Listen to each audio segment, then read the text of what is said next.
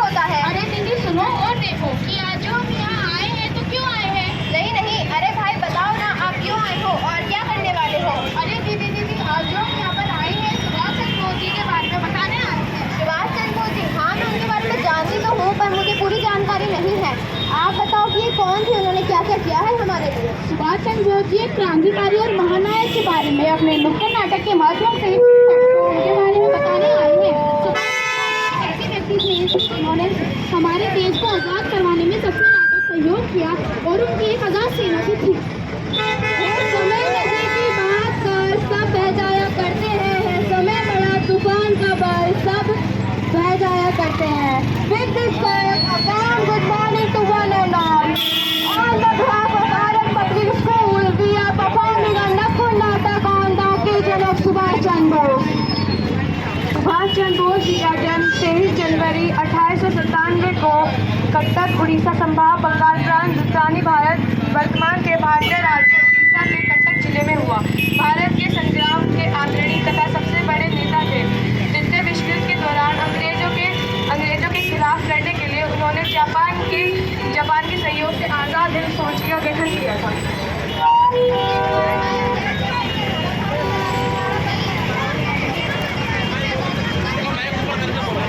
कौन है? हाँ हाँ करो, बोलो बोलो।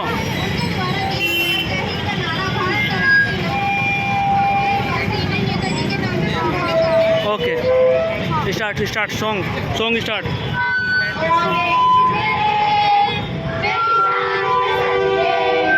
कोई धन है क्या तेरी धूल से बढ़ के, तेरी धूप से रोशन, तेरी हवा पे जिंदा, तू बाग है मेरा, मैं तेरा परिंदा, है अर्ज़ी ये दीवाने की, जा और सुहाने देखी, एक रोज वही मेरी शाम हो, कभी याद करे जो जमाना, माटी पे मर मिट जाना, जिक्र में शामिल तेरा नाम हो।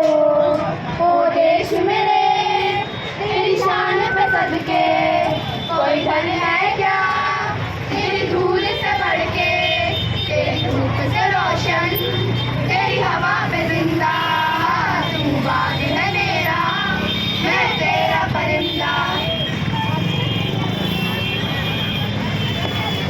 दूसरा माइक दो।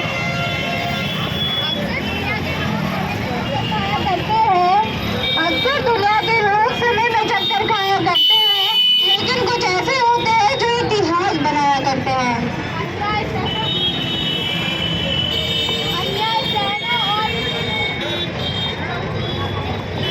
अन्याय सहना और गलत के साथ समझौता करना, ये सबसे बड़ा अपराध है। ये कहना था उन देशभक्तों के देशभक्त का जो किसी पहचान के मोहताज नहीं था, दूर वो अपनी माँ से सालों तक भारत न आया था दिन निश्चय भारत को अमर दिलाना, रशिया के हिटलर से हाथ मिलाना था। जब एक अकेले वीर ने पूरे देश को एक कर डाला था, तो डर के पहलू ने उसे युद्ध अपराधी कह डाला था। अकेला था वो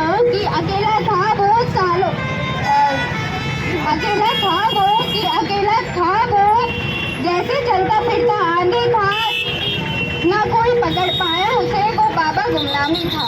बनी थी देश की एक सरकार, आजाद हिंद का नाम, इटली, जापान, प्रूशिया जैसे 9 देशों ने किया था सम्मान।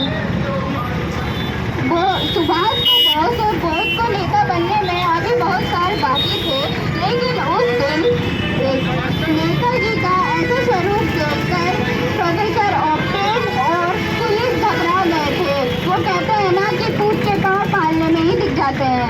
एक फूल कभी 2 बार नहीं खिलता, जंग हमें बार बार नहीं मिलती। मिल तो जाते हैं 1000 लोग हमें,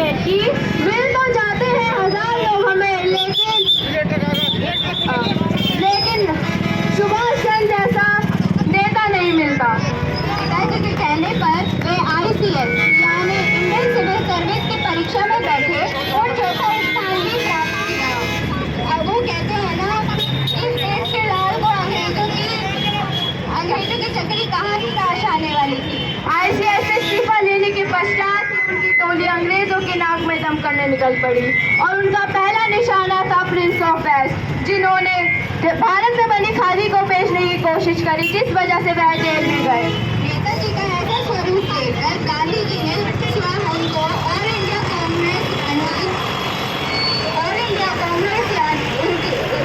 कांग्रेस का प्रेसिडेंट घोषित कर दिया। नेताजी तो नेताजी थे, वह अपने स्वभाव और इरादों के पक्के थे। उन्हें पता था अगर वह अहिंसा के रास्ते पर चलेंगे तो वह कभी भी आज़ादी प्राप्त नहीं कर सकते। नेताजी सुभाष दूर के सोचने वाले थे और उन्हें यह भली भांति पता था करो करो कि अगर वो आज़ादी अहिंसा के बल पर या अकेले लड़ेंगे तो आज़ादी उन्हें नहीं मिल पाएगी। गांधी जी ने उनकी यह बात देखकर उन्हें प्रेसिडेंट पद से हटाने का फैसला किया। गांधी जी और कांग्रेस के मतभेदों के बाद नेताजी का साफ लक्ष्य था। उन्होंने भारत में अंग्रेजों के खिलाफ ऑल इंडिया फॉरवर्ड ब्लॉक का गठन किया। हमने जो आज़ादी की लड़ाई छोड़ रखी है उसे तब तक जारी रखना है जब तक मुकम्मल आज़ादी हासिल ना हो। जितनी जल्दी हम सब आपसी मसले खून पर और एक साथ जुट होकर इस लड़ाई में शामिल होंगे उतनी जल्दी आज़ादी मिलेगी। आप सबके आत्म बलिदान का वक्त आ गया है। बेटा, इस बात इधर। का अनुभव हमारा है और हमें अंतर्राष्ट्रीय परिस्थितियों का फायदा उठाना चाहिए। वर्षों से हो रहे शोषण के कारण हिंदुस्तान गरीबी की चक्की पीस रहा है। 2 वक्त की रोटी मुहाल है और इन सब लोगों की एकमात्र औषधि है आज़ादी, जो जनता की एकता पर निर्भर करती है। इस वक्त कमजोर होना सबसे बड़ा पाप है और वक्त आ गया है कि हम इन्हें भुलाने की जंजीरों को निकाल कर फेंक दें। और इस वक्त जमाना हमारे अनुकूल है और आप सबको एकजुट एक दृढ़ होकर प्रतिबद्ध होना होगा। ये नारा सुभाष चंद्र बोस जी का था जब भारत पर अंग्रेजों का राज था। Freedom is not given, it is taken. Truly said by Subhash Chandra Bose. I pleasantly thank you to everyone here to listen us. Now we are ending our Nukkad Natak by singing the Rashtragan. Please come in the attention position, please.